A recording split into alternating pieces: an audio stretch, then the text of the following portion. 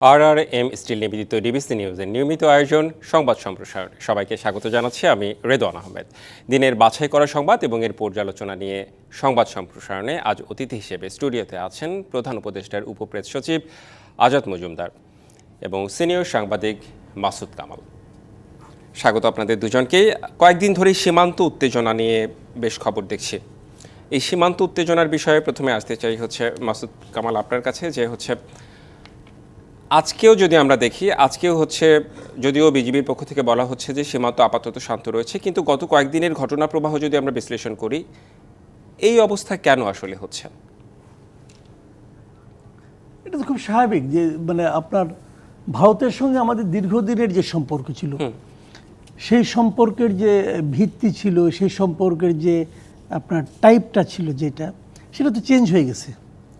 আগের সরকার যেভাবে ভারতের কাছে নতজানু ছিল, ওই সরকার যা বলতো তাতেই তারা সায় দিত, যা করতো তাকেই সায় দিত। আমাদের সীমান্তে লোকজন নিহত হতো, বিএসএফের গুলি খেত, ওই আমাদের সরকার আমাদের লোকজনকে দায়ী করতো। আচ্ছা, বলতো গরু চুরি করলে গুলি তো খেতে হবে, এগুলো বলতো, এই ধরনের কথাবার্তা। তো এখন তো আর এই সরকার সেভাবে সেটা বলছে না। দুটা সরকারের ক্যারেক্টার তো ডিফারেন্ট, কাজেই আচার আচরণও ডিফারেন্ট হচ্ছে, এটাই স্বাভাবিক। তো এখন ওই একই বিজেপি কিন্তু ডিসিশনে চেঞ্জ হচ্ছে, কাজেই একটু পার্থক্য তো হবেই। কিন্তু এটা ভারতের সঙ্গে সম্পর্কের ক্ষেত্রে আপনি দেখেন, খালি সীমান্ত কেন, ভারতের সঙ্গে টোটাল সম্পর্কের ক্ষেত্রেও তো আমাদের সমস্যা হচ্ছে। হচ্ছে না, আগের অবস্থায় কি আছে? আগের অবস্থায় নেই, আগের অবস্থায় নেই। আমাদের লোক আগে, বাংলাদেশের লোক আগে পর্যটন বলতেই ভারত যেত, হ্যাঁ, এখন তো ভিসাই পাচ্ছে না, তারা ভিসা দিচ্ছে না। কিছু হলে পরেই তারা আমাদের আগরতলা, এখানে তো এটা ভেঙে, ত্রিপুরা, এটা তো তারা ভেঙেই ফেললো। কখনো আগে এরকম হয়েছে? হয়নি তো। এক ধরনের অসহিষ্ণুতা দুপক্ষের মধ্যে আছে। আমি বাংলাদেশে বাস করি, অতএব বাংলাদেশের অসহিষ্ণুতাকে আমি অসহিষ্ণুতা মনে করি না, ওদেরটা মনে করি। তা আমার তো দেশের প্রতি একটা পক্ষপাত থাকবেই। তো এগুলো তো হচ্ছে ভাই, এটা অস্বীকার করার কোনো উপায় নাই। কিন্তু ট্র্যাজেডি হলো ওটা কি, আপনি যত কিছুই বলেন, আমি তো আমার প্রতিবেশী চেঞ্জ করতে পারবো না, আবার এটা ভাইস ভার্সা, ওরাও পারবে না, ওরাও পারবে না।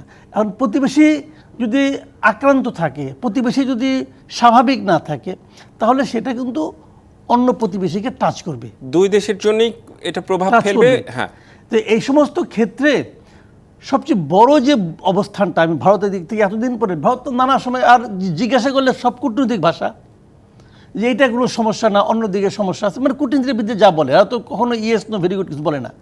এই তিনটা শব্দ ছাড়া তারা সবই বলে, ক্লিয়ার করে কিছু বলবে না। আচ্ছা, তো এইবারে আমি প্রথম দেখলাম, কালকে দেখলাম যে ভারতের সেনা প্রধান কিছু বক্তব্য দিয়েছেন, যে বক্তব্যগুলো আমার কাছে খুবই সিগনিফিকেন্ট মনে হয়েছে। হ্যাঁ হ্যাঁ, এবং সেখানে সবচেয়ে যেটা গুরুত্বপূর্ণ কথা উনি বলেছেন, সেটা হলো বাংলাদেশে একটা নির্বাচিত সরকার এলে তাদের সঙ্গে কাজ করতে সিচুয়েশন চেঞ্জ হয়ে যাবে, পরিবর্তন হতে পারে। হ্যাঁ, তার মানে কি, এখন যে সিচুয়েশনটা আছে, এই যে অস্বস্তিকর একটা পরিস্থিতি, এটা তাদের ভাষায় একটা নির্বাচিত সরকার নেই বলেই তারা এরকম করছে। তারপর বোঝা যাচ্ছে তারা এটা করছে, ইচ্ছা করেই করছে না। আপনার সাথে তো এই বিষয়ে কথা হলো, আমি একটু আজাদ মজুমদার আপনার কাছে আসতে চাই। এই যে অস্বস্তিকর পরিস্থিতি, নির্বাচিত সরকার আসলে ভারত বলছে যে তারা স্বাভাবিক সম্পর্ক তখন হতে পারে বাংলাদেশের সঙ্গে, কিংবা তখন তারা স্বাভাবিক সম্পর্ক করবে। এই যে এটা কি ইচ্ছাকৃতভাবে হচ্ছে? বাংলাদেশ কিংবা ভারতের কথা যদি বলি, এই যে সীমান্ত উত্তেজনা, অন্যান্য দিক থেকে সম্পর্কের অবনতি,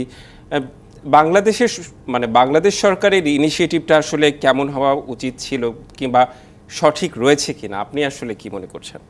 প্রথম কথা, বাংলাদেশে তো গত 12 বছর কোনো নির্বাচিত সরকারই ছিল না। যে সরকার ছিল, এটা বাংলাদেশের জনগণ তাদেরকে নির্বাচন করে, এটা আসলে ভারত নির্বাচন করে দিয়েছে। তো এরকম যখন পরিস্থিতি, তখন ভারতের কাছে তো বেশ সেটা স্বস্তিদায়ক হবেই। এখন যেহেতু বাংলাদেশের মানুষ চেষ্টা করছে তাদের নির্বাচিত একটা সরকার প্রতিষ্ঠা করার, তাদের একটা সরকার নির্বাচনের জন্য তাদের যে অধিকার, সেই অধিকারটা প্রতিষ্ঠা করার, সেক্ষেত্রে ভারতের দিক থেকে কিছু বাধা বিপত্তি আসছে, এটা আমরা সবাই লক্ষ্য করছি। আর সীমান্তের যে বিষয়টা আছে, সীমান্তের বিষয়টা ভারতের সাথে বাংলাদেশের একাধিক সীমান্ত বিষয়ে চুক্তি আছে। এই চুক্তিগুলো কখনোই আসলে সেভাবে ভারতের দিক থেকে যে এই চুক্তিগুলোকে সম্মান করেছে, সেরকমটা আমরা নিশ্চিত হয়ে বলতে পারবো না। কারণ যদি সম্মান করতো, তাহলে তো আর আমাদের দেশে এত মানুষ সীমান্তে এভাবে মারা যেত না। তো সীমান্তের যে চুক্তিগুলো আছে এই চুক্তিগুলো এখন বাংলাদেশ সরকারের পক্ষ থেকে তাদেরকে স্মরণ করিয়ে দেওয়া হচ্ছে। তো স্বাভাবিকভাবেই সীমান্তের চুক্তিগুলো যদি আমরা তাদেরকে স্মরণ করিয়ে দিই এবং সীমান্তের যে চুক্তিগুলোতে যে বাধ্যবাধকতা আছে সেটা মেনে চলার যদি আহ্বান জানাই, তাহলে এতদিন যাদেরকে কেউ এই কথাটা বলেনি বা যারা এতদিন এটা মেনে নেওয়ার ব্যাপারে খুব একটা তোয়াক্কা করেনি, তাদের জন্য এটা খুব একটা স্বস্তিকর কোনো বিষয় নয়। বাংলাদেশের জন্য বরঞ্চ বিষয়টা এই মুহূর্তে বেশ স্বস্তির এই জন্য আমি বলবো যে এই প্রথম বাংলাদেশের অনেক দিন পরে একটা সরকার যারা বাংলাদেশের মানুষের হয়ে মানুষের যে মর্যাদাবোধ বা বাংলাদেশ যে একটা স্বাধীন সার্বভৌম দেশ, একটা স্বাধীন সার্বভৌম দেশের আচরণ যা হওয়া উচিত বাংলাদেশ সেটাই করছে। আপনারা বলছেন যে নতজানু নয় এখন আর বাংলাদেশ, আগের গভর্নমেন্টের সময় যেটা ছিল নতজানু বা অন্য কোনো বিষয় না, এই নতজানু বা অতি আবেগী এগুলো কোনো বিষয় না। বিষয়টা হচ্ছে বাংলাদেশ একটা স্বাধীন সার্বভৌম দেশ, ভারত বাংলাদেশের বৃহত্তম প্রতিবেশী, ভারতের সাথে একটা বৃহত্তম প্রতিবেশী সুলভ যে সম্পর্ক থাকা উচিত বাংলাদেশ শুধু সেই সম্পর্কটা চাচ্ছে। বাংলাদেশ তো ভারতের সাথে সম্পর্ক অবনতি হোক বা ভারতের সাথে বাংলাদেশের কোনো সমস্যা হোক এটা চাইছে না। বাংলাদেশ চাইছে যে একটা দুইটা প্রতিবেশী দেশের মধ্যে যে ধরনের সম্পর্ক থাকা উচিত, অন্যান্য আরও অনেক দেশ আছে যারা তাদের প্রতিবেশীর সাথে যেরকম স্বাভাবিক সম্পর্ক বজায় রাখে সেরকম স্বাভাবিক সম্পর্কটা বজায় থাকবে। এখানে চাওয়াটা কিন্তু বাড়তি কোনো চাওয়া না, খুবই স্বাভাবিক একটা চাওয়া, খুবই স্বাভাবিক এবং ন্যায্য একটা চাওয়া। বাংলাদেশ সরকার সেটাই চাইছে এবং সেটাই হয়তো বা কারো ক্ষেত্রে কারো এটা পছন্দ হচ্ছে না, যে কারণে তারা মনে করছে যে এখানে এক ধরনের অস্থিরতা আছে। কিন্তু আমরা মনে করি যে বাংলাদেশের দিক থেকে এটা কোনো অস্থিরতা না, বাংলাদেশ যেটা স্বাভাবিক যেটা ন্যায্য মনে করছে সেটাই বলছে। না, নতজনের বিষয়টা বললাম এই কারণেই যে অনেক রাজনৈতিক দল আসলে তাই বলে থাকে যে আওয়ামী লীগ আমলে সেই সময় তারা আসলে নতজন নীতিটা অবলম্বন করেছিল, কিংবা অনেকেই বলে থাকেন, সে কারণেই আসলে বললাম। কিন্তু ন্যায্যতার ভিত্তিতে দুই দেশের সম্পর্ক হবে এটাই তো খুব স্বাভাবিক। আমি একটু মাসুদ কামাল আবারও এই প্রসঙ্গে একটু আপনার কাছে আসতে চাই যে বিজিবি, বিএসএফ এবং আমি যদি সাধারণ মানুষের কথা বলি, দুই দেশের সাধারণ মানুষের অভিযোগ, মানে বাংলাদেশের অনেকেই, যেমন আমি যদি আজকে লালমনিরহাটের কথা বলি, এলাকাবাসীর মানে সীমান্তে যারা থাকে তাদের অভিযোগ যে বিজিবির তেমন কোনো কার্যক্রম লক্ষ্য করা যাচ্ছে না। বিজিবি বলছে যে পরিস্থিতি স্বাভাবিক রয়েছে। এক্ষেত্রে মানুষের আসলে কোনো রকম মানে মানুষ অন্য কিছু চাচ্ছে, মানে মানুষ কি দুই দেশের সম্পর্কের অবনতি উন্নতি এইসব বিষয় নিয়ে কি তাদের মধ্যে ভাবনা কাজ করছে বলেই তো এই বিষয়গুলো আসছে নিশ্চয়ই? না, তার হলো কি জিনিসটা আমি বলি আপনাকে, সীমান্ত এলাকায় আপনি কখন কীভাবে স্থল সীমান্ত এলাকাগুলি কখনো ভ্রমণ করেছেন কিনা আমি জানি না। করেছি। আপনি করেছেন। আপনি দেখবেন ওখানকার মানুষ কিন্তু অন্যরকম চিন্তা করে। ওরা কিন্তু আমরা ঢাকায় বসে যেভাবে ভাবি যে রাষ্ট্রীয় পর্যায়ের যে ঘটনা প্রবাহগুলো এগুলো তাদেরকে টাচ করে না, তারা অন্যভাবে চিন্তা করে। এবং তারা এই যে ভারতের সঙ্গে আমার সম্পর্ক কেমন অথবা কেমন না অথবা কেন এরকম, তারা এগুলো অতটা বদার না কিন্তু। এবং বর্ডার এরিয়া তাদের মধ্যে সম্পর্ক কিন্তু ভালো এবং তারা আসলে অনিয়ারে কি করে বলি সেটা হলো কি, ওখানে কিন্তু আমরা যেটাকে চোরাকার বাড়ি বলি, হ্যাঁ আচ্ছা, এটা ওদের জন্য স্বাভাবিক ঘটনা। ওরা ওপারে যাচ্ছে আসছে, আসার সময় কিছু নিয়ে আসছে, যাওয়ার সময় কিছু নিয়ে যাচ্ছে। শুনেন ভাই, দুই দেশের মধ্যেই তো এটা হয়। মানুষ তো খুব একটা সচ্ছল না, আবার সীমান্তবর্তী এলাকা এবং সচ্ছলও বটে, এটাও আবার আরেক দিকে। ওই কথাটা আসলে দুই ধরনের অর্থ হয়। মানে সীমান্তে দেখবেন প্রচুর ধনী মানুষ আছে, ওদের হাতে নগদ টাকাটা প্রচুর আছে, তারা এগুলো তারা করে, অ্যাভেলেবল করে। তো এখন আপনি যেভাবে বললেন এতটা তারা চিন্তা করে অথবা বিজেপির তৎপরতা নিয়ে খুব একটা চিন্তিত, এটা বলার জন্য বলে। বিজেপি যদি তৎপরতা কম দেখায় তাহলে তারা খুশি, আমি যাইতে পারলাম। আর ওরাও তো এমন কিছু একটা দেশ উদ্ধার করে ফেলায় না যে পুরো ভারতকে তারা কাঁধে করে নিয়ে আসছে, তা তো আর করে না। এগুলো টুকটাক ব্যাপার। তো এগুলি খুবই এই ধরনের প্রিফারেন্স পৃথিবীর সব দেশেই হয়। এটা কোনো বিষয় না, এটা হতেই পারে।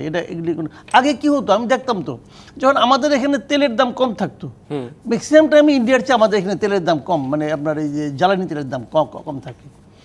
আমি এরকম দেখেছি যে সীমান্ত থেকে মালামাল নিয়ে এই যে বর্ডারগুলোতে যে ট্রাকগুলি আসতো না, আচ্ছা, আপনি দেখবেন ট্রাকের নিচে ওদের যে তেলের যে তেল রাখার যে ইটা থাকে, মানে আপনার ট্যাঙ্কি থাকে, এই ট্যাঙ্কিগুলো বিশেষভাবে বানানো হয়। মানে অনেক বড়, মানে পুরো ট্রাকের সামনের থেকে শুরু করে শেষ মাথা পর্যন্ত বিশাল একটা ট্যাঙ্কি, শুধু তেলের জন্যই। মানে এত বড় ট্যাঙ্কি। আমি বললাম এত বড় ট্যাঙ্কি নিয়ে ঘুরে, এর কারণ একটাই, ওরা ওইখানে এসে নিয়ে পুরো ট্যাঙ্কি পুজাই করে তেল নিয়ে যায়। আচ্ছা, তো এখন বলবেন যে এটা নিতেই পারে, তাদের মাল নিয়ে আসছেন, তেল নাই, তেল নিবে না, তেল নিতেই পারে। তো এবং ওখানে সীমান্তবর্তী এলাকায় দেখবেন একদম সীমান্তের কাছাকাছি অনেক পেট্রোল পাম্প থাকে, এবং তাদের এখানে সারাক্ষণ ভারতীয় তেল ভরতেছে ওই সময়টা। আমি কয়েক বছর আগে কথা বলতেছি, ওই সময় আমাদের এখান থেকে ওদের তেলের দাম বেশি ছিল, তো কয় টাকা লাভ হতো, কিন্তু তারা করতো। এগুলো সবাই আমরা যখন ইন্ডিয়াতে যাইতাম তখন কি করতাম, এই শ্যাম্পুটা অমুকটা নিয়ে আসতাম, কিন্তু এগুলো লোকে করে টুকটাক শপিং তো করে নিয়ে আসে। এগুলি কেন করে, কোনটা করে, যেটা ওটার দাম কম পায় ওটা আনে, যেটা সেটা নিয়ে আসে তো হয়। নিশ্চয়ই আমাদের আরও বেশ কিছু টপিক রয়েছে, আমরা সেসব নিয়ে আলোচনা করতে চাই। আজ পর্যন্ত একটু আপনার কাছে চলে আসতে চাই যে বিএনপি খুব দ্রুত নির্বাচন চায়। এই ক্ষেত্রে রাজনৈতিক দলগুলোর মধ্যে একটা মত পার্থক্য লক্ষ্য করা যাচ্ছে, যে অনেকেই বলে যে সংস্কারের পর নির্বাচন হোক, আবার কোনো কোনো দল নির্বাচন খুব দ্রুত চাচ্ছে। আপনাদের পক্ষ থেকে একটু আপনার মতেই জানতে চাই যে আসলে সংস্কারটা আসলে কত সময় লাগবে।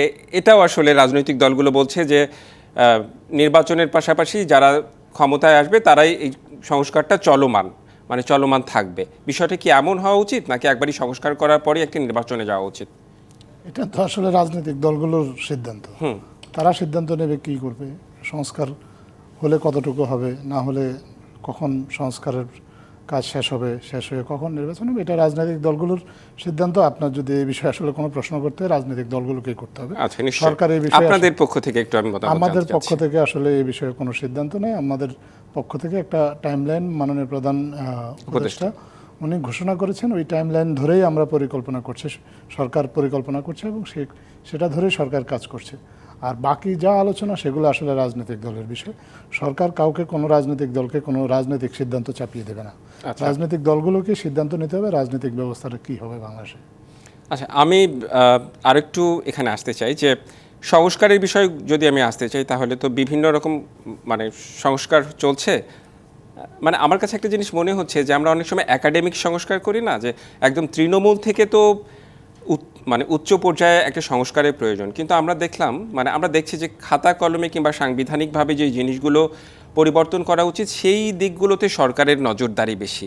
কিন্তু একদম তৃণমূল থেকে উঠে আসা যে এই যে আইন শৃঙ্খলা বাহিনীর তৎপরতা, ঠিক বলবো না, যে এখন পর্যন্ত আইন শৃঙ্খলা বাহিনী পুরোপুরি ঠিক হয়ে ওঠেনি, কিংবা অন্যান্য অনেক নানা অভিযোগ আসছে, এই সব দিকে আসলে তো সরকারের তেমন নজর নেই। এই বিষয়ে আসলে কি বলবে? সরকার কোন কোন বিষয়ে সংস্কার করবে তার একটা রূপরেখা কিন্তু সংস্কার করেছে, এবং সেই রূপরেখার আলোকে সবার প্রধানও একজন করে 15টা সংস্কার কমিশন করেছে সরকার বিভিন্ন ক্ষেত্রে। আপনি যে আইন শৃঙ্খলার কথা বলেছেন, সেই আইন শৃঙ্খলা বিষয়ে পুলিশের বিষয়ে সংস্কারের একটা কমিশন করা হয়েছে। তো সরকারের নজর নেই এই কথাটা বোধহয় ঠিক না।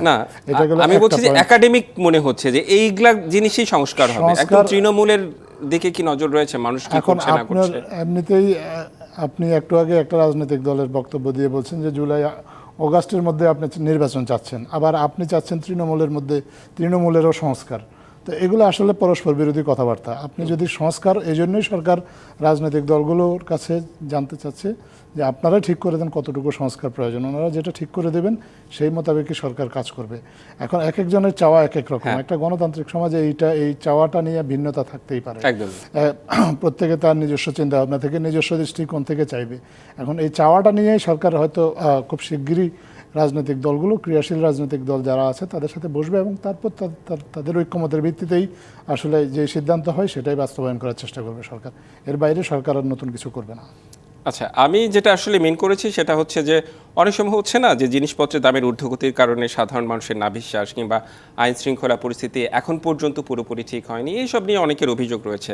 সেই বিষয়গুলোই আসলে আমি চিন্তা করে বলেছি। আমি একটু আসতে চাই হচ্ছে মাসুদ কামাল আপনার কাছে, যে বিএনপি যে দ্রুত নির্বাচন চাচ্ছে, আমি যদি বিএনপির সাথে জামায়াতকে বলি, জামায়াতের মন্তব্য আবার একটু ভিন্ন হয়ে যায়, যে তারা সংস্কারের পক্ষে, আবার নির্বাচনও তারা চায়।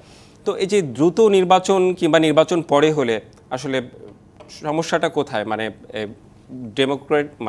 গণতান্ত্রিক সরকার দেশের জন্য তো জরুরি, এটা তো ঠিক, সমস্যাটা আসলে কোন জায়গায় হচ্ছে? না, এখন হলো কি, বিএনপি কি একটা পলিটিক্যাল পার্টি না? হ্যাঁ, পলিটিক্যাল পার্টি। এখন ওনারা যা কিছু করবে তাদের পার্টির পলিটিক্সকে ডিসপ্লে করার জন্য, পার্টির যে পলিটিক্স সেই অনুসারেই তারা কিন্তু সেই কাজটা করবে। এখন বিএনপির লক্ষ্যটা কি? বিএনপি বলেন, জামাত বলেন, পার্টিগুলোর লক্ষ্য কি? এদের লক্ষ্য কি একটা আপনার নন পলিটিক্যাল গভর্নমেন্টকে সাপোর্ট দিয়ে যাওয়া অনন্তকাল? তাদের লক্ষ্য হলো তারা দ্রুত ক্ষমতায় যেতে চায়। হ্যাঁ, যে চেয়ারগুলিতে এখনকার উপদেষ্টা বসে আছেন ওই চেয়ারগুলিতে তারা যেতে চায়। তবে এটা সিম্পল তো, এটা তাদের পলিটিক্স, তারা এটাই চায় যে আমি ক্ষমতায় যাব, আমি আমার মতো করে মাঠ পর্যায়ের প্রশাসন সাজাবো, আমার যারা পলিটিক্যাল কর্মী আছে তারা বিভিন্ন জায়গায় কাজ করবে, যে কাজই করুক জনগণের সেবা করবে। ধরা যাক আমি যদি মানে ব্যাকরণগতভাবে ধরি, জনগণের সেবা করবে, হ্যান করবে, ত্যান করবে, এটা তারা চায়। আমি একটু আপনাকে এই জায়গায় আপনি থামাতে থামাবেন, আমি চাই। তো মাত্র ভূমিকায় আচ্ছা ঠিক আছে, আমরা বিরতিতে যাব, বিরতির পরে ফিরে এসে আমরা আবারও এই প্রসঙ্গে আলোচনা করব। আপনি যেটা বললেন যে ক্ষমতায় তারা যেতে চায় এবং কাজ করতে চায়, আবার যদি পুরনো বিষয় আবারও ফিরে আসে তাহলে তো আসলে এই এত ফিরে আসেন, আমি এই প্রসঙ্গটাই বলবো। নিশ্চয়ই আমরা বিরতির পর সেই বিষয়ে আমরা আলোচনা করব। RRM স্টিল নিবেদিত সংবাদ সম্প্রসারণে একটি বিরতি নিচ্ছি, ফিরছি একটু পরে।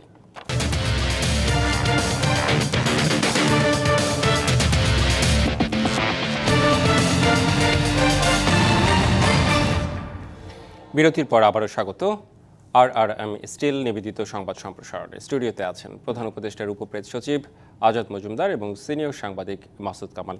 আমরা আলোচনা করছিলাম আজকের প্রধান যেসব সংবাদ শিরোনাম ছিল সেই সব সংশ্লিষ্ট ইস্যুতেই। সীমান্তের বিষয়টি তো ছিলই, এখন বিএনপির বিষয় নিয়ে আমরা আলোচনা করছিলাম। মাসুদ কামাল, আপনি বিরতির আগে বলছিলাম যে নির্বাচনের বিষয়টি, আসলে বিএনপির এত দ্রুত নির্বাচন চাওয়ার কারণ কি? তো আমি যেটা বলছিলাম যে বিএনপি তো একটা পলিটিক্যাল পার্টি, তারা তো ক্ষমতায় যেতে চায় এবং তারা মনে করে যে নির্বাচন যত দেরিতে হবে তাদের জন্য ক্ষমতায় যাওয়া তত কঠিন হবে। আচ্ছা, এটা বিএনপি মনে করে বলে আমার ধারণা। আমি তো বিএনপির অন্তর্জামি না, বুঝতে পারবো না। আমি যতটুকু বুঝি ওনাদেরকে, ওনারা এটা মনে করে। এরও কারণ আছে। এর কারণটা কি দেখেন, ঢাকা শহর দিয়ে কিন্তু আপনি পুরো দেশকে বিচার করতে পারবেন না। দেশের প্রত্যন্ত অঞ্চলে বিএনপির মাঠ পর্যায়ের নেতাকর্মী যারা আছে তারা কিন্তু মোটামুটি আল্লাহর নাম নিয়ে চাঁদাবাজিতে নেমে গেছে ভাই। অনেকের অভিযোগ এরকম আসছে। হ্যাঁ, আমি খোঁজ দিয়ে বলতেছি, আমি দায়িত্ব নিয়ে বলতেছি, আমি বিভিন্ন জায়গায় যোগাযোগ করি, যাইটাই অনেক সময়। এমনকি অফিস চেঞ্জ, মানে দেখেছি যে আওয়ামী লীগের অফিস যেটা ছিল এখন বিএনপির অফিস হয়ে গিয়েছে। তারা চাঁদাবাজি সাধারণ মানুষের মধ্যে এটা বন্ধু খুব নেতিবাচক একটা প্রভাব ফেলছে। বিএনপির কেন্দ্রীয় নেতৃত্ব চেষ্টা করতেছে থামানোর জন্য, অনেকে বহিষ্কার করছে, কিন্তু শুরুর দিন থেকে করতেছে। বাট সেটা মানে প্রকৃত বাস্তবতার তুলনায় খুবই ক্ষুদ্র। মানুষের মধ্যে কিন্তু বদনামটা দ্রুত ছড়ায়। হ্যাঁ, তো এগুলো ছড়াচ্ছে, যতই দিন যাচ্ছে ওরা আরও বেপরোয়া হচ্ছে। ওদের থেকে কিছু বলে না, ল অ্যান্ড অর্ডার বলতে কিছু নাই, কাজে ওরা তো বেপরোয়া চালাচ্ছে। তো বিএনপির জন্য টাফ হয়ে যাবে যতই দিন যাবে তাদের ক্ষমতায় যাওয়া। ইলেকশন যদি ভোট, আমি কিন্তু আশা করি, আমি বিশ্বাসও করি এই সরকার আর কিছু পারুক আর না পারুক একটা ভালো ভোট দিতে পারবে, যে ভোটে কোনো ধরনের কারচুপি হবে না। এটা আমার বিশ্বাস, আমার ধারণা, যতটুকু আমি বুঝি।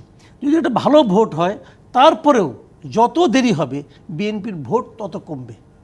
বিএনপিকে নিয়ে সাধারণ মানুষের মধ্যে বিশাল কোনো আশাবাদ আছে বলে আমার কাছে মনে হয় না। যে কারণে বিএনপি তাড়াতাড়ি নির্বাচন চায়, খুব ইজি, কিন্তু এখানে কোনো জটিলতা নাই, তারা তাড়াতাড়ি চায়। আর জামাতের ব্যাপারটা হলো, জামাতের ভোট আগেও যা ছিল এখনও তাই আছে। জামাতকে যারা ভোট দেয় জামাতকে ভালোবেসে ভোট দেয়। আর বিএনপি কিন্তু মানে এদিক ওদিক ডাইনে বামে থেকে আর কারো নাই দিলাম বিএনপিকে একটা, এই ধরনের ভোট আছে, অনেক নীরব ভোট আছে বিএনপির, যেগুলো কোনো দল করে না, ভোট দেয়। আর জামাত হলো যারা জামাত করে তারাই জামাতকে ভোট দেয়। এটা হলো আগের চেহারা। এখনকার চেহারা হচ্ছে যে যারা বিএনপিকে অপছন্দ করবে তাদের তো যাওয়ার আর বিকল্প কোনো পথ নেই। আওয়ামী লীগ তো নাই, হ্যাঁ, তাহলে বিকল্প তো কোনো কই যাবে? জামাত আশা করতেছে ওই ভোটগুলো তাদের এখানে আসতে পারে, যত দিন যাবে তত বেশি আসবে। মূল ঘটনা জামাতও কিন্তু চায়। গত মাসে ডিসেম্বরের 21 তারিখে অন্যদের নায়েবে আমির, এটা একটা সৈয়দ তাহের আপনার কুমিল্লার এখানে, উনি তো ভাষণে বলছেন এই বছরের মধ্যে নির্বাচন চাই। উনি বলছেন তো সরাসরি, তারা ওরাও নির্বাচন চায়, কিন্তু ওনারা একটু ঘুরাইয়া চায়, আর কিছু না। আর এসবের বিপরীতে নতুন যারা দল করতে চায় বলে মনে মনে শখ, মানে পাওয়ার টাওয়ার তো পাইছে গভর্নমেন্টের আমলে এসে নিয়ে, ছাত্ররা তারা তো মোটামুটি পাওয়ার পাইছে, কিন্তু তো ওনারাও শখ যে তাহলে আমরা এত দূর আসছি, সরকার আমাদের এত দাম দেয়, তা আমরা কেন সরকারে যাইতে পারবো না? ওনাদেরও একটা আকাঙ্ক্ষা আছে, একটা দল কইরা যদি এর মধ্যে আমরা গুছাই নিতে পারি, যদি বছর দেড়েক সময় পাই তাহলে হয়তো করতে পারবো। মাঠ পর্যায়ে গেছে, দু এক জায়গা থেকে ধাক্কা ধুক্কা খাইছে, খেয়ে আবার প্যাভিলিয়নে ব্যাক করছে। এখন আবার কয় দল বানাবো না, এখন আবার কয় আমরা একটা রাজনৈতিক শক্তি হিসেবে থাকবো, কিন্তু দল বানাবো না। বুঝছে যে এটা সহজ হচ্ছে না, নানা রকম ক্যারিকেচার শেষ করতে বানাইতেও পারে, অথবা কোনো জোটেরও পার্ট হইতে পারে, পার্ট হইতে পারে, তখন তো শেয়ার নেওয়ার চেষ্টা করবে।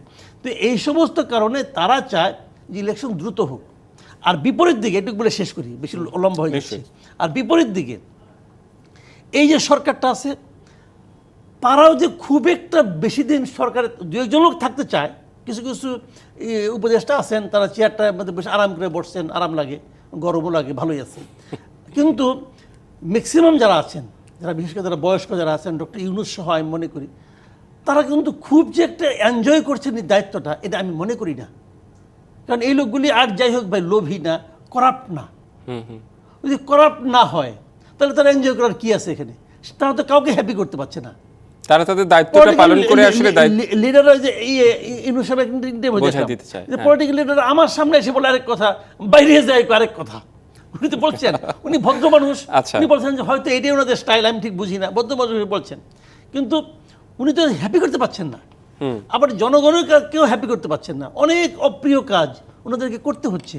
আচ্ছা, হয়তো প্রয়োজনেই করতে হচ্ছে, কিন্তু জনগণ তো বুঝতেছে না। জনগণের বক্তব্য বলবে জিনিসপত্রের দাম বাড়ে কে, তাদের বক্তব্য তো এটা।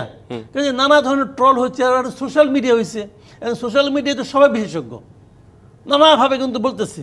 ডক্টর ইউনূসকে নিয়ে আমি এটা কই দিলাম, মনে করেন আমি অর্থনীতির বুঝি না বলে দিলাম, পাবলিক কিন্তু এটা ট্রল করে। তো এই সমস্ত বিষয়গুলো এরা যে খুব একটা এনজয় করে আমি তাও মনে করি না। তো যে কারণে আপনার কি মনে হয় তারা সঠিকভাবে দায়িত্বটা পালন করে জাস্ট বোঝাই দিতে চায়? এটা কিন্তু একটা কঠিন প্রশ্ন।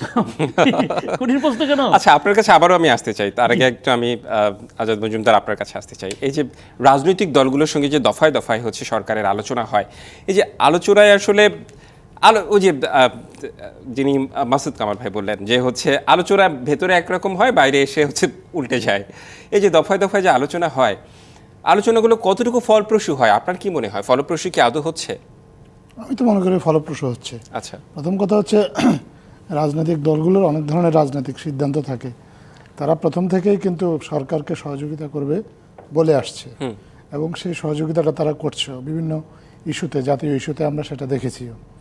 এবং এই সহযোগিতা করতে গিয়ে তারা অনেক সময় তাদের কর্মীদের কাছেও জবাবদিহিতার মুখে পড়ছে। কারণ ভাই একটু আগে একটা কথা বললেন যে তাদের অনেক রাজনৈতিক দলের কর্মী আছে, তাদের নানা ধরনের চাওয়া পাওয়া আছে, তাদের নানা ধরনের কাজকর্ম আছে। তো তাদের কর্মীদের কাছেও তো রাজনৈতিক দলের নেতাদেরকে জবাবদিহিতা করতে হয়, জবাব দিতে হয়। তো যে কারণে সরকারকে তারা সহযোগিতা করার কথা বলছে, কারণ একটা জিনিস হয়তো সব রাজনৈতিক দলই উপলব্ধি করছে যে এইবার যে চমৎকার সুযোগটা বাংলাদেশের সামনে এসেছে, তাতে যদি রাজনৈতিক দলগুলো সবাইকে সরকারকে সহযোগিতা করে এবং সত্যিকার অর্থে একটা মিনিংফুল একটা সংস্কার যদি করা যায়, তাহলে বাংলাদেশে একটা সুন্দর রাজনৈতিক বন্দোবস্ত তৈরি করা সম্ভব, যাতে করে মানে বারবার এই ধরনের এই যে আন্দোলন বা এই ধরনের এই যে ভোট নিয়ে যে শঙ্কা, এগুলোর মধ্যে দেশকে পড়তে না হয়, বা এইভাবে জুলাই সুন্দর কাঠামোর মধ্যে যেন সবকিছু আসে, বা জুলাই অভ্যুত্থানে যেরকম আমাদের অসংখ্য ছাত্র যুবক জনতাকে প্রাণ দিতে হয়েছে, এরকম কাউকে যেন আর প্রাণ দিতে না হয়। তো এটা কিন্তু দেশের মানুষের চাওয়া, রাজনৈতিক দলগুলোর যেমন চাওয়া, আর সাধারণ মানুষেরও কিন্তু এটাই চাওয়া। তারা চায় সুন্দর একটা রাজনৈতিক বন্দোবস্ত।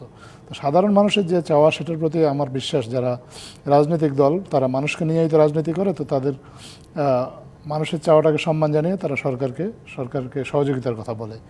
কিন্তু যখন নিজেদের কর্মীদের সাথে তাদের কথা হয়, বা নিজেদের কর্মীদেরকে তাদের এক ধরনের বুঝ দিতে হয়, তখন তারা একটু ভিন্নভাবে কথা বলে। সেটা স্বাভাবিক, সরকার এটা বোঝে, এবং এটা নিয়ে সরকারের পক্ষ থেকে আসলে মন্তব্য করার কিছু নেই। আর তাদের দাবি দেওয়া যেটা, তারা তাদের রাজনীতি করে, তাদের রাজনৈতিক ইস্যু আছে, এজেন্ডা আছে, সেই এজেন্ডা অনুযায়ী তারা চাইবে। আসলে যেই সিদ্ধান্তটা সরকারের পক্ষ থেকে হয়েছে এবং রাজনৈতিক দলগুলো যে সিদ্ধান্তের সাথে এর আগে একমত পোষণ করেছে, অর্থাৎ সম্মতি দিয়েছে, সেটা হচ্ছে যে রাজনৈতিক সিদ্ধান্তই হোক, নির্বাচন হোক বা সংস্কার হোক, সেটা সবাই মিলে একসাথেই করবে। এই সিদ্ধান্ত থেকে সরকারও সরে আসেনি, এবং রাজনৈতিক দলগুলোও আসলে এই সিদ্ধান্ত থেকে সরে আসার জন্য সরকারকে বাধ্য করবে এরকম কোনো কথা এখন পর্যন্ত বলেনি। সো সরকার তার পরিকল্পনা মতো এগুচ্ছে, এবং বিশ্বাস করে রাজনৈতিক দলগুলো সরকারের এই পরিকল্পনা বাস্তবায়নে সহযোগিতা করবে, সেটা তারা মাঠের রাজনীতিতে যাই বলুক না কেন। আচ্ছা, মাসুদ কামাল, আবারও আপনার কাছে একটু আসতে চাই। আপনি যেই প্রসঙ্গে আমি প্রশ্নটি যেটি করেছিলাম যে এই সরকার কি জাস্ট হচ্ছে সংস্কার করেই ক্ষমতা হস্তান্তর করতে চায় কিনা, আপনি বলছিলেন যে এটা একটা আলোচনার বিষয়, আপনি যেটা আলোচনা করতে চান। এখানে এটা কিন্তু দেখেন, আজাদ মজুমদারের কথা বলেছেন, আগেও বলেছেন যে সংস্কারের আসলে ডেফিনিশনটা কি। আপনাকে যদি বলা হয় যে এই টেবিলটা আমি সংস্কার করতে চাই, আপনি যা চান উনি কিন্তু তা চান না, আমিও সেভাবে চাই না।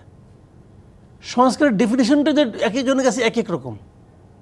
তো প্রধান উপদেষ্টা একটা কথা বলেছেন যে যদি রাজনৈতিক দলগুলো বেশি চায় যেন এখনই নির্বাচন দেন, তাহলে অতটুকু হয়েছে মিনিমাম সংস্কার করে উনি একটা ইলেকশন দিয়ে দিবেন, এই বছরের মধ্যে পারবেন। আর যদি পর্যাপ্ত সংস্কার করতে হয়, প্রত্যাশিত সংস্কার সব দ্বারা উনি উচ্চারণ করেছেন, মানে তখন আবার আরেকটা প্রশ্ন, কার প্রত্যাশিত? তা আমি ধরে নিয়েছি উনার প্রত্যাশিত, মানে উনি এক ধরনের সংস্কার কথা ভাবেন, ওনার চিন্তায় এক ধরনের সংস্কার আছে, যদি সেটা একটা ভাবনা থাকে, সেটা করতে হয় তাহলে আগামী বছরের মাঝামাঝি। এটাই আমরা এই দুটো অপশন কিন্তু আছে। এখন প্রশ্ন হচ্ছে আমরা আসলে কার মতো করে সংস্কার চাই, কার প্রত্যাশিত সংস্কার চাই। যদি বিএনপির প্রত্যাশিত হয় তাহলে তো এখন মনে হচ্ছে বিএনপিতে আজকে গতকালকে তাদের আপনার স্থায়ী কমিটির সবাই বলেছে তারা জুন জুলাইয়ের মধ্যে ইলেকশন চায়, মানে মধ্য 25-এর মধ্যে ইলেকশন চাচ্ছে। তাহলে তারা বলতে চাচ্ছে এর মধ্যে যে সংস্কার হোক, কী হবে না হবে যাই না, যা কিছু হোক এর মধ্যে ইলেকশন দিয়ে দাও। আচ্ছা, অথবা উল্টাভাবে বললে এর মধ্যে ইলেকশন চাই, যতটুকু পারো দিয়ে দাও। আচ্ছা, এইভাবে ধরেন আপনি। নিশ্চয়ই, ঠিক। আমরা আরও বিষয়, মির্জা ফখরুল ইসলাম আলমগীর একটা কথা বলেছেন, বিএনপি মহাসচিব, সেই বিষয় নিয়ে আমরা একটু আলোচনা করতে চাই। আরেকটা বিরতিতে যেতে হবে আমাদের, বিরতির পর ফিরে এসে আমরা আলোচনায় ফিরবো। দর্শক, আর এম স্টিল নিবেদিত সংবাদ সম্প্রসারণে একটা বিরতির সময় হয়েছে, সঙ্গেই থাকুন।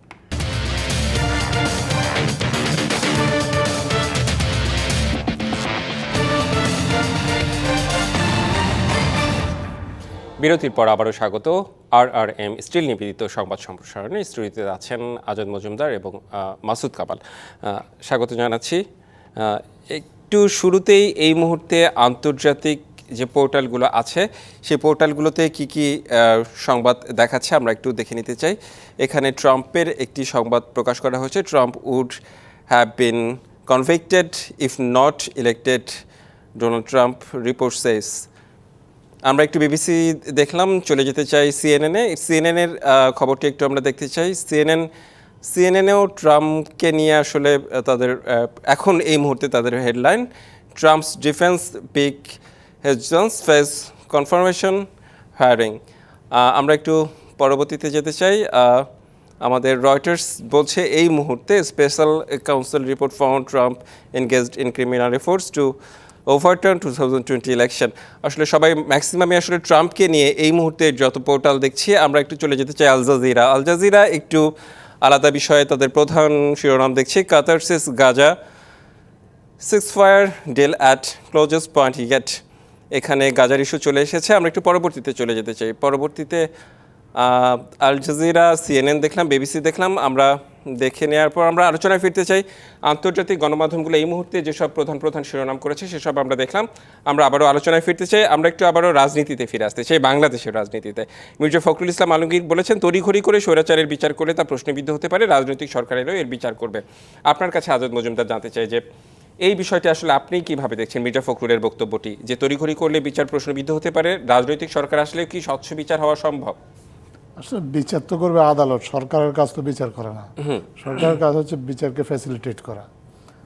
বর্তমান অন্তর্বর্তীকালীন সরকার ফ্যাসিলিটেট করছে রাজনৈতিক সরকার, কারণ এই বিচারটা তো আমরা আশা করি যে বিচারটা চলবে, কারণ নিম্ন আদালত আছে, তারপর এটা হয়তো বা উচ্চ আদালতে যাবে। সো কিছু তো বিচার প্রক্রিয়াটা এটা তড়িঘড়ি করার কোনো বিষয় নেই, কোনো বিচারই আসলে তড়িঘড়ি করা হয় না। এটা তো একটা প্রবাদই আছে, জাস্টিস হারিড জাস্টিস বারিড। সো বিচার প্রক্রিয়া চলমান একটা প্রক্রিয়া, এটা চলবে। এবং কোনো রাজনৈতিক সরকার আসলে করবে এটা বলাটা আমার কাছে একটু কেমন যেন মনে হয়, কারণ আসলে সরকারের কাজ বিচার করে না, বিচারের কাজ আদালত করবে। এবং সরকারের কাজ হচ্ছে আদালতকে স্বাধীনভাবে বিচার কাজটা পরিচালনা করা। বিচার বিভাগ কি আদৌ স্বাধীন থাকে, সেটা একটা বড় প্রশ্ন। এটা বিষয়ে আলোচনা করতে চাই। আদৌ স্বাধীন থাকবে কি থাকবে না এটা রাজনৈতিক কমিটমেন্টের বিষয়। সরকার যদি বা যারা রাজনৈতিক দল যদি তারা রাষ্ট্র ক্ষমতায় থাকে, তাদের যদি কমিটমেন্ট থাকে যে তারা বিচার বিভাগকে স্বাধীনভাবে কাজ করার সুযোগ দেবে, তাহলে বিচার বিভাগ অবশ্যই স্বাধীন থাকবে। আপনার কাছে আরেকটা বিষয় নিয়ে আমি আসতে চাই, জুলাই বিপ্লবের ঘোষণাপত্র। এই ঘোষণাপত্র নিয়ে আসলে অনেক কথা হচ্ছে অনেক দিন ধরেই। এটা কি আসলে ঘোষণাপত্র সব দল মতামত নিয়েই কি একটা ঘোষণাপত্র তৈরি হবে, এমন কিছু কি কোনো ইস্যু রয়েছে এখানে? শিক্ষার্থীদের আমরা যখন এই অনুষ্ঠানে আসছিলাম তার কিছুক্ষণ আগেই সরকারের পক্ষ থেকে একটা সংবাদ সম্মেলন করা হয়েছে, এবং সেখানে বলা হয়েছে যে আগামী বৃহস্পতিবার এই ইস্যুতে একটা সর্বদলীয় বৈঠক হবে। তো যেহেতু সর্বদলীয় বৈঠক হবে, স্বাভাবিকভাবে ধরে নেওয়া যায় যে সবার মতামত নিয়ে এই ধরনের একটা ঘোষণাপত্র তৈরি করা হবে। এর বাইরে আর এই বিষয়ে আমি আপাতত আমার মনে হয় না আমাদের আর যোগ করার কিছু আছে। সর্বদলীয় বৈঠক অর্থাৎ সব দল কিংবা যারা বৈষম্য বিরোধী ছাত্র আন্দোলন মানে ছাত্ররা অর্থাৎ আপনার কথা শুনে আসলে আমি তাই বুঝলাম। আমি একটু মাসুদ কামাল আপনার কাছে আসতে চাই, যে আপনার কাছেও একইভাবে একটু জানতে চাই যে মির্জা ফখরুল যে বিষয়টি বলেছে যে স্বৈরাচারের তড়িঘড়ি করে আসলে বিচার করা উচিত না, রাজনৈতিক সরকার এলেও আসলে বিচার করবে। আমরা অতীত থেকে যদি বর্তমান পর্যন্ত দেখি, কখনো বিচার বিভাগ স্বাধীন ছিল না। আসলে এটা মনে হয় খাতা কলমেই, হয়তো ম্যাক্সিমাম দেশেই তো এটা আসলে আদৌ কার্যকর কি না, উন্নত দেশগুলোতে হয়তো কার্যকর তারা কিছু ক্ষেত্রে করে, কিংবা অনেক বেশিরভাগ ক্ষেত্রেই করে। বাংলাদেশের প্রেক্ষাপটে আসলে কিভাবে দেখেন আপনি এই বিষয়টিকে? না, বাংলাদেশের বিচার বিভাগকে নানাভাবে ক্ষতিগ্রস্ত করার চেষ্টা করা হয়েছে বিভিন্ন সময়, এটা আমরা দেখেছি। মির্জা ফখরুলের এই বক্তব্যের সঙ্গে কিন্তু আমি আংশিকভাবে একমতের কারণে পলিটিক্যাল সরকার আসলে বিচার হবে উনি এইভাবে আমি কথাটা ভাবি না। সাধারণ বিচার প্রক্রিয়াটাই একটু লেংদি হয় কিন্তু, কারণ অনেকগুলি মামলা তো, অনেক সাক্ষী আছে, সাক্ষীরা আসবে বুঝবে। আপনি দেখেন আজকে একটা রায় হয়েছে না নিয়ে আপনার বাবর সাহেবের অস্ত্র মামলা রায় হয়েছে, যেটা সেই মামলা ওনাকে খালাস দেওয়া হয়েছে। এই মামলার ঘটনা কবে? 2004 সালের ঘটনা। বিচার শুরু হয়েছে কবে? আওয়ামী লীগ সরকার ক্ষমতায় এসে বিচার শুরু করছে। 2014 সালে ওনার রায় হয়েছে একবার বিচারিক আদালতে, সে আপিল হলো 10 বছর পরে। তো আওয়ামী লীগ কি চেষ্টা কম করছে? বাট বিচারিক প্রক্রিয়াটাই কিন্তু এরকম যে অনেকগুলি স্টেপ আছে, বিচারিক সিস্টেম আছে। তারপরে রায়ের সময় কি হয় না হয়, পলিটিক্যালি বায়াসনেস থাকে কি থাকে না, সেটা তো আমিও জানি, আপনিও জানেন। হ্যাঁ, তো ওইটা নিয়ে আলোচনা করতে যায় আমার মুখ দিয়ে উচ্চারণ করলে আমি আবার বিপদে পড়ুন। যদি বিপদে না পড়ি, আপনিও না পড়েন, সমস্যা নাই কোনো। তো এখন এই দেশের মানুষও জানে কি হবে। সুখের কথা হলো না, আশার কথা হলো এই সরকার তো একটা বিচার বিভাগের সংস্কারের জন্য একটা কমিশন করছে। আমি কমিশনের প্রতি আহ্বান জানাবো আচ্ছা, যে এই বিষয়গুলো আপনারা মাথায় নেন। সাধারণ মানুষের যে বিচার বিভাগের প্রতি যে অনাস্থাটা আছে, এটাকে আপনারা মাথায় নেন, বিবেচনায় নেন। দেখেন, আমি আরেকটা কথা বলে শেষ করি এই পয়েন্টটা। এত বছর পরে কি প্রমাণ হলো? বাবর সাহেব নিষ্পাপ। হ্যাঁ, নিষ্পাপ তো প্রমাণ হলো। আমরা সেই প্রসঙ্গেও আসতে তাহলে চাইছিলাম। এই যে উনি, আমি সময় অতদূর বাদ দিলাম, 2014 থেকে আজ পর্যন্ত এই যে 10টা বছর, আগেরটুকু বাদে দিলাম আমি, এই 10 বছর যে একটা নিষ্পাপ লোককে আপনি জেলের মধ্যে ঢুকাই রাখলেন, আচ্ছা, এর বিচার কে করবে? ওনার এই 10টা বছর কে ফিরত দিব নাকি? জি। যে বিচারকের রায়ে উনি যাবজ্জীবন পেয়েছিলেন, সেই বিচারকের বিচার কি হবে না? আপনার বিষয়টি একদমই বুঝতে পেরেছি। তবে আপনি ওই যে কমিশনের যে সংস্কারের কথা বলেছেন, এটি আসলে খুবই গুরুত্বপূর্ণ বিষয়। আপনাদের দুজনকে অনেক ধন্যবাদ, মাসুদ কামাল এবং আজাদ মজুমদার। এই ছিল RM স্টিল নিবেদিত সংবাদ সম্প্রসারণে। টিভিসির সঙ্গেই থাকুন।